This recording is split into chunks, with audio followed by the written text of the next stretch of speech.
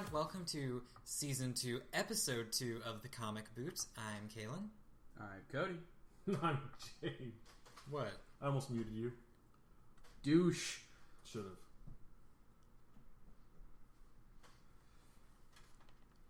Yeah, good. Quiet. Nice. Anyway, welcome to Thursday. Fuck you! Yeah. This is, we are officially one day away. Unless you go tonight. Unless you go tonight. Well, actually, we're just now. We're hours away. Hours away.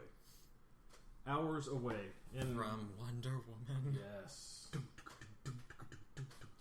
So anyway, welcome to Thursday. We are going to be discussing an article that we posted on Facebook several days ago. Yes. From The Atlantic, discussing comic book sales and in what they're particular doing Marvel. wrong. Yeah. So if you have an opportunity to, I definitely suggest that you go and check this out. I need to pull up this article as we speak. How's your guys' week going? It's fine. Yeah, It's fine. decent. Whatever. I mean, it's about to get a lot better. Now that Wonder Woman. Tomorrow, man. Well, we're not going until Sunday, but Right. But still, it's going to be great. I can't wait for it. It's... so TheAtlantic.com wrote an article, and the article is entitled "The Real Reasons for Marvel Comic Woes." And so we've kind of taken this idea, and we're going to discuss the article, of course, and then we're going to kind of bring our own little kind of twist into it and discuss things that keep us intrigued into comic books, away from comic books, and things like that. Or keep us neutral. And the reason for... We're going to be discussing Marvel a lot, and it's not going to be good. Well, because, I mean, the title of the article is Marvel specific, but it also does discuss that, you know, DC does the same thing, so it is focused on Marvel, but DC is not exactly innocent in this. Right. So, What is that? I'm not... oh, that's awesome. What? Hamilton pencils. They're Oh. quotes from Hamilton. That's awesome. Fun. You don't care. You should No. listen to it. Okay, It's- maybe. So fucking great. Whatever. I'm not saying it's not, but it's part of a play, so I would actually like to see the play. But Yeah, well, cough up a couple $100 and you can go see it. time to start hooking again. It's a musical. You're supposed to listen to the music. Yeah, but it's like a 2-in-1 thing. Like, you have to see what's going on and listen to the music. So, over the last year or so, since the 90s, comic books have taken kind of a downturn. And right now we're back into an upturn in comic books, from what I can tell, from numbers that I've read and articles that I've read and things like that. We're back into kind of a comic book renaissance, but it's for one company. Basically. I mean, DC's rebirth has given new life to DC Comics. Yes, because they tried their hand with the New 52, which did not go over well. They added and changed a whole bunch of things that really did not sit well with the fans. So they changed it, and they created this fusion of all the things that were actually good in the New 52 with all the things that were great before the New 52, and have formed Rebirth. And the sales for Rebirth are insane. I go to some places and they have trouble keeping DC books on the shelves, where if you look up and there's Marvel titles, it's just jam-packed full. Yeah, people just aren't reading Marvel titles. And so, on March 30th, Marvel decided that they would get together with retailers, with people that own comic shops, with people that sell comics regularly, and that they would have what they call a summit. And David Gabriel, who is the... what is he? He is the senior vice president on the comics division for Marvel, was quoted as saying that what we heard was that people didn't want any more diversity. They didn't want female characters out there.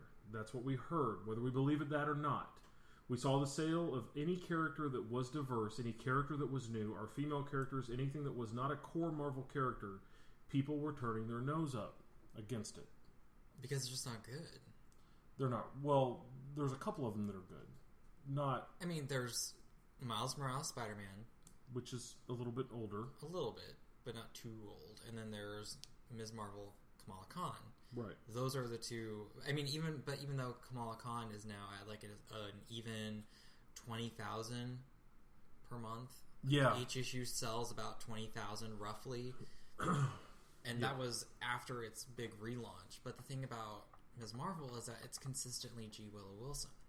In which she should be writing Ms. Marvel for obvious reasons. Right. And she's also wildly talented. She had her solo book Cairo, and I mean, but really the only thing she's done is Cairo and then Air from Vertigo, which was, according to James 2, was unjustifiably canceled. Yes. So she only did those two things and then disappeared for a while, and then now she's back with Ms. Marvel, and people love it. But, like, for instance, I'm reading America, which is America Chavez. And I started reading that because I liked the character when she was being written by Kieran Gillen and drawn by Jamie McKelvey. And now they've just, like, butchered it with this awful writing, cliched nonsense, over-the-top Beyonce references, and just terrible art. Yeah. But luckily, I think by at least issue 5, they're getting a new artist, and Kelly Thompson, I think, is going to help co-write it now, or she is like listed up there with Gabby Rivera. So I'm thinking that they're kind of phasing out Gabby Rivera and putting in Kelly Thompson, which would be nice because it would be a title that I would like to revisit. But after I couldn't make it through the first one, it's terrible. It was terrible. I can't get over the Lilu Multipass sorority gang. I don't know what the fuck that is or why it's there. Or the constant, incessant Beyonce references. America is not Beyonce. No. And it's like they're trying to write Beyonce as a superhero. And she already claimed herself to be Jesus. So, I mean, can't get much more super than that. Yeah. And that's one of the issues that Marvel has had over the last several years is the inconsistency of artists and authors. And people just can't maintain... It's hard to stick with a comic book that is constantly changing the way it looks and the way it's written. There's inconsistencies in character and there's inconsistencies in art. I know for me personally, art is a huge deal.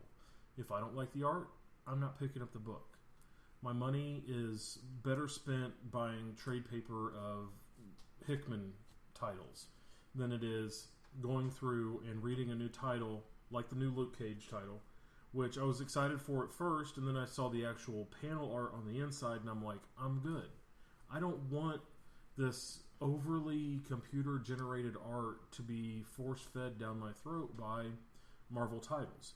And I don't get that with the Marvel titles that I read, Iron Fist and Daredevil, which are beautifully drawn, beautifully written, and those are two titles that I will continue to read until they screw that up and change creative teams. If Charles Soule gets pulled off Daredevil, I'm going to revolt because it is one of the best books that I've ever read. And it makes me angry. So... And you flat out stopped reading Detective Comics because they changed the artist. I did, and I love James Tynion, but they changed artists, and I'm like, I'm good.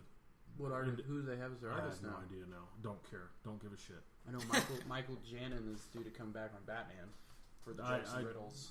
That's fine. So, Batman I've continued to read because, I mean, it was the button issue and stuff like that. But Detective, Tynion's still writing it, which I love his writing, always have. But the art changed, and I'm like, I'm fucking good.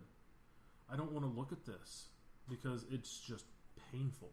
It was like trying to get through post-Kirkman Deathstroke in New 52. When Tyler Kirkman left Deathstroke or was pulled off Deathstroke in New 52, and it went to, I don't know, it was like a Rob Liefeld wannabe. And it was just terrible. And I was like, I'm going to continue to buy him because I want to finish out the run, but oh my god, please save me because this is garbage. Yeah. But... Well, I mean, not only inconsistency with the artist, but Marvel's even having... I don't know that I would call it trouble because I know that comics publishers have a tendency to do it, and it's mostly just to fill orders and to fill needs. Is they'll pull an artist from another book or whatever and have them finish up what an artist has already started or working on, or if they're busy. Because they even do that with DC. DC has done that mostly for like one-shot issues to give the main artist like a break, I would assume. Like a vacation if they need one. Yeah, or if they're working harder on like the miniseries, like The Button, for instance. They probably didn't work on the past couple books that they did in order to focus on that, and that's fine.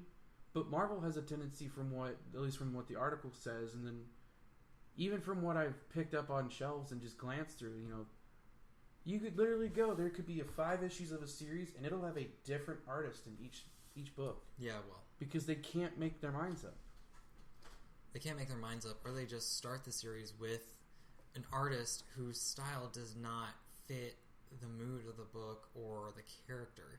And that's one thing with Joe Quinones, who is currently doing the art for America.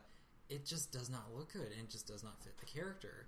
But then again, it was Jamie McKelvey who was doing the art for Young Avengers, and I like Jamie McKelvey. He and Kieran Gillen, for me personally, are a consistently great team up. Mm-hmm. So I fall in love with this character, and then she's with a different creative team. I'm like, oh my god, this makes me want to vomit. But I'm sticking with it because I'm getting the promise of a different creative team. So, hey. Still hold that my favorite comic book artist of all time is Alex Ross. And he doesn't even draw, he paints. Yeah. But it takes him, the reason he doesn't do a whole lot, at least from my opinion, would be because it takes so long to do what he does. Because he paints. It's oil painting, and they're amazing. And his art is so iconic in the world of Marvel and DC. His team portraits that he's done of the Avengers and of the Justice League are just iconic. You see them and you know it's Alex Ross. You know those characters. That is what those characters should look like. If you own the character encyclopedia, the giant thing like I own, it has from the front cover going all the way around to the back cover. It's all Alex Ross. Isn't it done. the Kingdom Come portrait that he did? No, I don't think so. But it's it's just like a lineup of famous heroes and villains that kind of wraps around from the front to the back of the book, and it looks amazing. Everyone just looks incredible. But art is important, especially when you're buying a book that is art driven. I mean, it's a comic book, man. It's art. Yeah, I was gonna say everybody always, the story is what's important, and it is, but the art is just as important.